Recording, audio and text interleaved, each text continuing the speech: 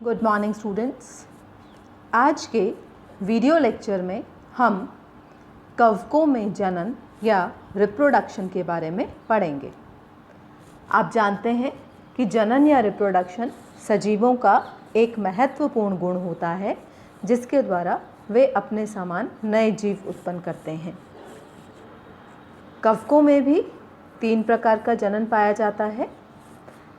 सबसे पहले कायिक जनन।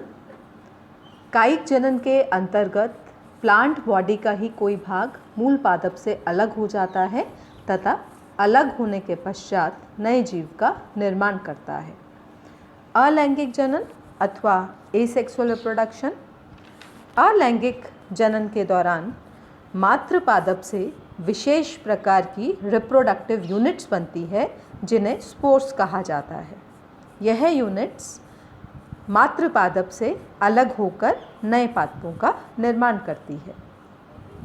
ध्यान रखिए, एसेक्सुअल रिप्रोडक्शन में एक ही जनक इन्वॉल्व होता है। तीसरे प्रकार का रिप्रोडक्शन है सेक्सुअल या लैंगिक जनन। यह सबसे एडवांस प्रकार का माना जाता है। इस प्रक्रिया में प्लांट बॉडी पर जनन अंग अथवा सेक्स ऑर्गन्स का निर्माण होता है तथा इसके माध्यम से 2 केंद्रकों का फ्यूजन या संलयन होता है। लैंगिक जनन में सदैव 2 पेरेंट्स या 2 जनक भाग लेते हैं। अब हम एक एक करके तीनों प्रकार के मेथड्स को डिटेल्स में पढ़ेंगे। तो सबसे पहले हम पढ़ते हैं अलैंगिक जनन के बारे में या एसेक्सुअल रिप्रोडक्शन के बारे में। एसेक्सुअल रिप्रोडक्शन सदैव फेवरेबल या अनुकूल परिस्थितियों में होता है। जब पर्याप्त मात्रा में भोजन तथा जल उपलब्ध हो या ऑर्गेनिक मैटर उपलब्ध हो तब इन अनुकूल परिस्थितियों में अलैंगिक जनन की क्रिया की जाती है। इस विधि में तेजी से मल्टीप्लिकेशन या गुणन की प्रक्रिया की जाती है, अर्थात एक से अधिक संख्या में नए प्लांट्स को प्रोड्यूस किया जाता है। एसेक्सुअल रिप्रोडक्शन के दौरान बनने वाले स्पोर्स की स्ट्रक्चर तथा नेचर को फंजाई की टेक्सोनॉमी या क्लासिफिकेशन के दौरान महत्वपूर्ण माना जाता है। एसेक्सुअल रिप्रोडक्शन बनने वाली संरचना के आधार पर पुनः 2 प्रकार का होता है। स्पोरेंजियोस्पोर्स के द्वारा होने वाला अलैंगिक जनन तथा कोनिडिया के द्वारा होने वाला अलैंगिक जनन। स्पोरेंजियोस्पोर्स विशेष प्रकार की मेम्ब्रेन बाउंड थैलीनुमा स्ट्रक्चर होती हैं जो कि स्पोरेंजिया या बीजाणुधानी तथा उसके अंदर स्पोर्स या बीजाणुओं का निर्माण करने में सहायक होती है। बीजाणु फिर से 2 प्रकार के हो सकते हैं। गति करने में सक्षम बीजाणु जू स्पोर्स, जू का अर्थ होता है गतिशील, तथा गति करने में असफल या अक्षम बीजाणु, इन्हें एप्लेनोस्पोर या अचल बीजाणु कहा जाता है। अब ये बहुत ही स्वाभाविक बात है कि जू स्पोर्स गति करने में सक्षम है। इसका अर्थ यह हुआ कि डेफिनेटली इनके पास कोई ना कोई मोटाइल ऑर्गन या गति करने वाला अंग उपस्थित है। तो फंजाई में गति करने वाले अंग के रूप में फ्लैजिला या कशाभिकाएं पाई जाती हैं। तो अब कशाभिकाओं की संख्या के आधार पर पुनः जूस्पोर को एक कशाभिक या यूनिफ्लैजिलेट तथा द्विकशाभिक या बाइफ्लैजिलेट में रूपांतरित किया जा सकता है। तो इस प्रकार यह दोनों ही मोड्स जो हैं यह एसेक्सुअल रिप्रोडक्शन या अलैंगिक जनन के लिए उत्तरदायी है। यहाँ पर आप देख रहे हैं अलैंगिक जनन के दौरान कोनिडिया या किस प्रकार से कोनिडिया का निर्माण होता है। Conidia non motile asexual spores होते हैं। ध्यान रखिए कि कोनिडिया सदैव नॉन मोटाइल होंगे, यह गति नहीं कर सकते। कोनिडिया का निर्माण विशेष प्रकार की संरचना पर होता है जिसे कोनिडियोफोर कहा जाता है। कोनिडिया सदैव एक्सोजीनस प्रकार से यानी कोनिडियोफोर के बाहर की तरफ ही विकसित होते हैं।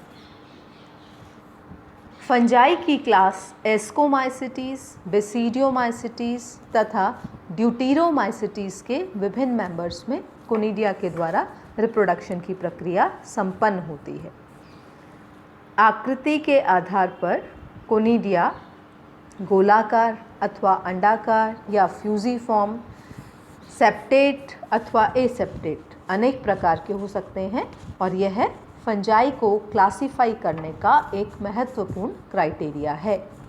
यहाँ पर आप देख पा रहे हैं पेनिसिलियम का कोनिडियोफोर तथा कोनिडिया जो कि ब्रांच्ड होते हैं तथा एस्परजिलस में पाए जाने वाले कोनिडिया।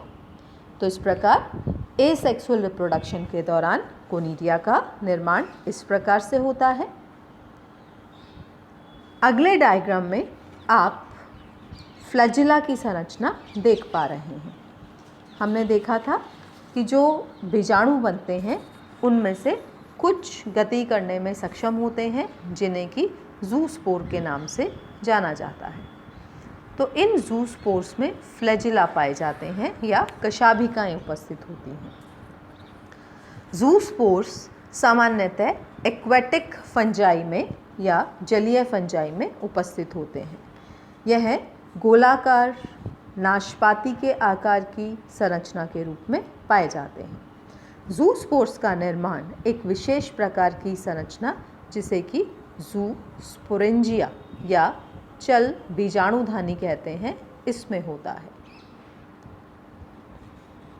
ज़ूस्पोर्स का एग्जाम्पल है सिनकाइट्रियम, अल्ब्यूगो तथा फाइटोप्थेरा। अब आप देख सकते हैं कि यहाँ पर आपको फ्लैजिला तथा अलग अलग संख्या में फ्लैजिला नज़र आ रहे हैं।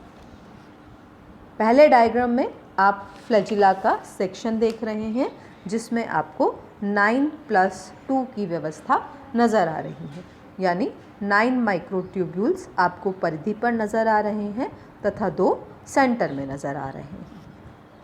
आगे दिखाए जाने वाले सदस्यों में आपको विभिन्न कवक सदस्य नज़र आ रहे हैं जिसमें आपको सिंगल फ्लैजिला अथवा 2 फ्लैजिला यानी बाईफ्लैजिलेट कंडीशन नज़र आ रही है।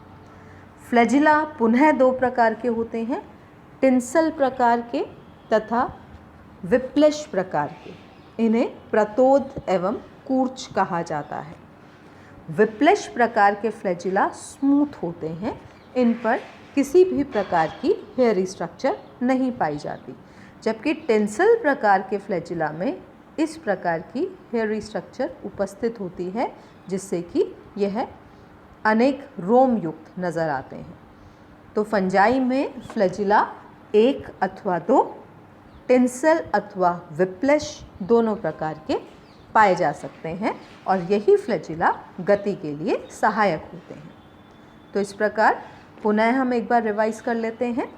अलैंगिक जनन या तो स्पोरेंजियोस्पोर्स के द्वारा या कोनिडिया के द्वारा। स्पोरेंजियोस्पोर्स का निर्माण स्पोरेंजिया में होता है। अगर ये गतिशील हैं तो ज़ूस्पोर्स, अगर ये गति नहीं कर पा रहे तो इनको एप्लानोस्पोर या अचल बीजाणु कहा जाता है। ज़ूस्पोर अथवा चल बीजाणु पुनः फ्लैजिला की संख्या के आधार पर यूनिफ्लैजिलेट अथवा बाईफ्लैजिलेट हो सकते हैं। तो इस प्रकार आपने पहले प्रकार का जनन देखा। अगले वीडियो लेक्चर्स में हम सेक्सुअल रिप्रोडक्शन तथा वेजिटेटिव रिप्रोडक्शन की बात करेंगे। धन्यवाद।